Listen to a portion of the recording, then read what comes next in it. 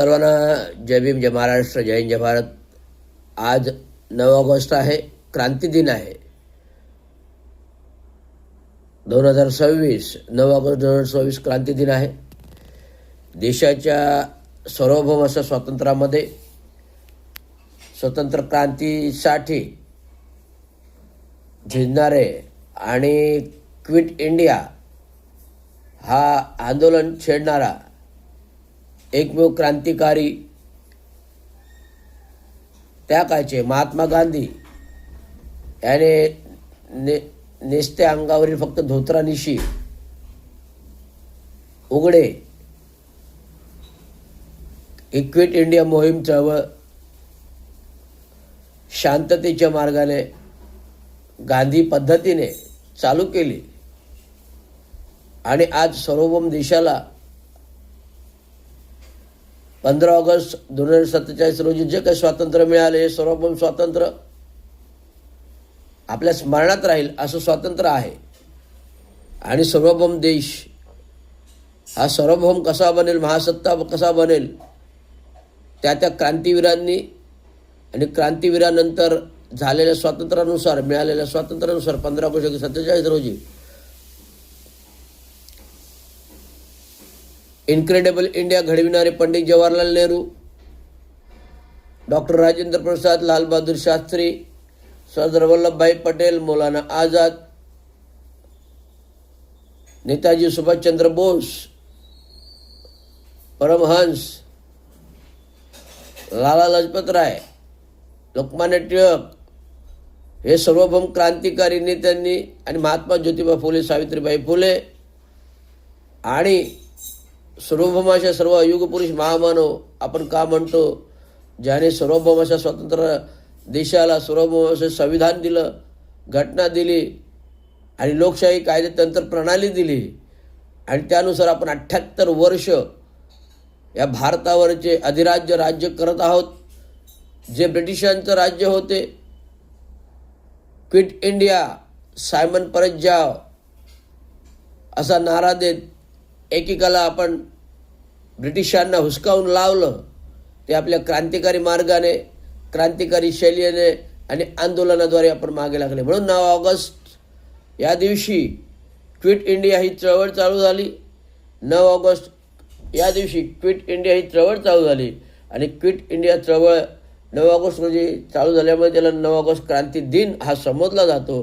आणि 9 ऑगस्ट क्रांती दिन संबोधनाला विशेष आपल्याला सर्व निवेदन करू शकतो की 9 ऑगस्ट क्रांती दिन या क्रांती दिनाचा 78 वर्ष होत असताना येणाऱ्या 15 ऑगस्ट 2026 पाहता देशाचं सार्वभौम स्वातंत्र्य अबाधित राहो, सुजलाम सुफलाम राहो आणि देशावर परकीय आक्रमण, परकीय शत्रू यांना देशावर काळ्या जादूटोणा करण्यापासून वंचित राहो.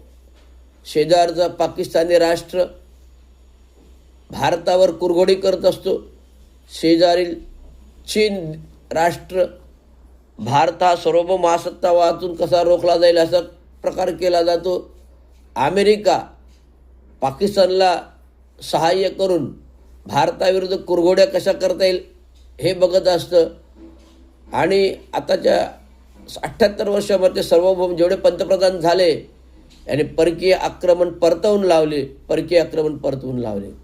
परंतु 2014 पासून आलेल्या केंद्रातील सरकार, BJP मनुवादी सरकार, संविधान आणि घटना, कायदा, लोकशाही हे लाथाडण्याचा प्रयत्न चालू केलं. हे प्रयत्न लाथाडून देशावरती संकट ओढवलं. एअर स्ट्राईक, पुलवामा, पहलगाम यांसारखी दहशतवादी कृत्य करवण्यामागे भारतातील देशाच्या पंतप्रधानांचा, नरेंद्र मोदींचा सहभाग असल्याचे दिसून येतं. ज्यावेळेस हे हमले झाले देशाचे पंतप्रधान परदेशवारीला गेले. ज्यावेळेस हमले झाले देशाचे पंतप्रधान परदेशवारीला गेले. ज्यावेळेस हमले झाले देशाचे पंतप्रधान परदेशवारीला गेले. हे आपण सर्वांनी अनुभवले, पाहिले. 140 कोटी जनतेला आपल्याला जो काही देशावरती आपल्यावर अन्याय होतोय हा अन्याय आपण नियमितपणे सहन करायचा का?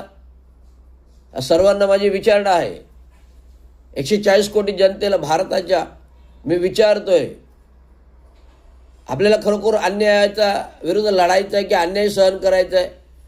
डॉक्टर बाबासाहेब आंबेडकर काय म्हणाले?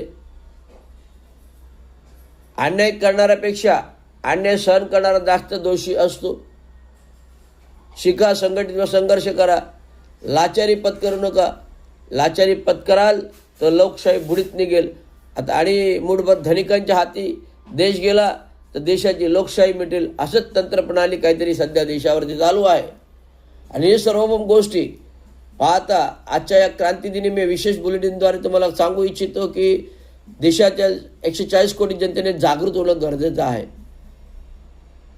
मागील 2 महिने देशातील केंद्रामध्ये नीट पेपर फुटी प्रकरण 19 वेळा सरकार आल्यापासून सरकारला जेवढे वर्ष झाले नाहीत तेवढ्या वर्षापेक्षा जास्त पेपर फुटी प्रकरण झाले.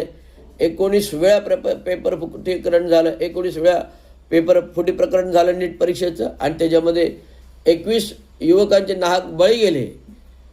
आणि ज्यावेळेस हे आंदोलन अभिजित दिपकेसारख्या युवकाने, कॉलेज तरुणाने अमेरिकेतून चालू केलं, फेसबुक लाईव्ह सर्व्हेद्वारे ते प्रत्यक्षात जंतर मंतरवर मैदानावर उतरवलं 6 तारखेला. आणि 20 तारखेला सर्व एकत्र जाऊन हे आंदोलन घराघरातून पोचलं. आणि त्यामुळे हे आंदोलन दडपण्यासाठी सरकारने लाठीचार्ज केला, खेळ टाकून युवकांना धोपाडलं, महिलांना मारलं, महिलांच्या पार्श्वभाग असो अश्लीलतेचे वर्तन होईल अशा प्रकारे मारलं. पोलिसाच्या वेशाने राक्षसी होते, पोलीस वेशातीने ते राक्षसी गुंड होते ज्याने हा हमला केला.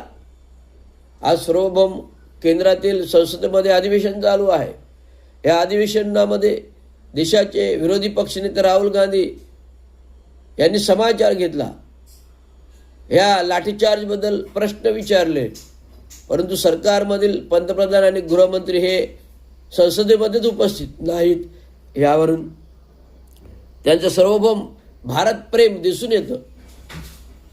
ज्यावेळेस सत्ता येण्यापूर्वी संविधान आमचं मायबाप डॉक्टर बाबासाहेब आंबेडकरांचं मायबाप, आणि संविधान आल्यानंतर आंबेडकरांना हिणवणं, छत्रपती शिवाजी राजा महाराजांना हिणवणं, आंबेडकर आंबेडकर आंबेडकर आंबेडकर आंबेडकर 100 बार भी नाम लेते तो भगवान का नाम लेते तो पुण्य कमाते थे असं बोलणारे अमित शाह आणि हिणवणारे डॉक्टर बाबासाहेब आंबेडकरांना अमित शाह, त्यांच्यावर संसद कुठली कारवाई करत नाही, हक्कभंग आणत नाही, ही आमची नामुष्की आहे.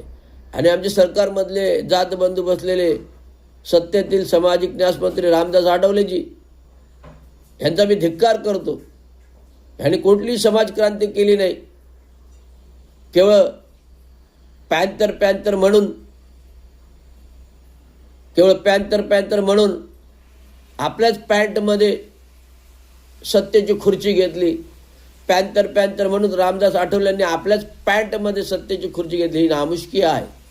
हे डॉक्टर बाबासाहेब आंबेडकरांच्या अनुयायांनी म्हणवणाऱ्या रामदास आठवलेंनी समाज माझ्या पाठीशी आहे, परंतु मी समाजाच्या पाठीशी नाही हे दाखवून दिलं. समाज माझ्या पाठीशी आहे, रामदास आठवलेंनी हे दाखवून दिलं. समाज माझ्या पाठीशी आहे पण मी समाजाच्या पाठी नाही.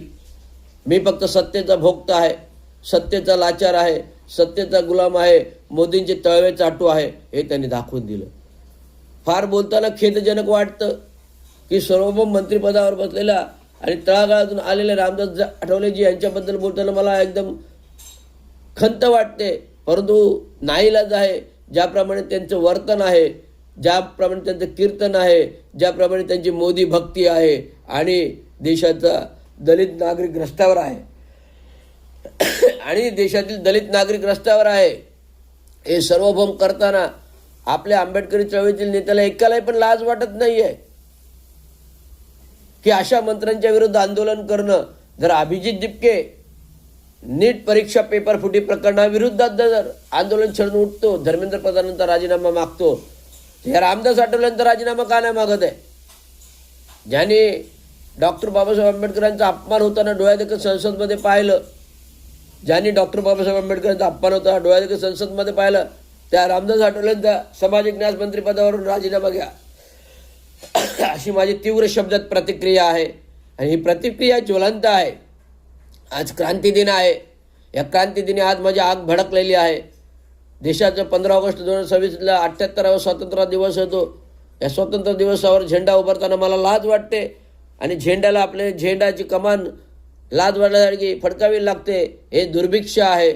म्हणून आज क्रांती दिनी मी सांगू इच्छितो की आपली एक चळवळ जागृत राहा आणि जे सत्तेचे लाभार्थी आहेत आणि सत्तेचे लोभी आहेत, जे सत्तेचे लाभार्थी आहेत, जे सत्तेचे लोभी आहेत, त्यांना एकमेव धडा शिकवण्यासाठी जनआंदोलन करा.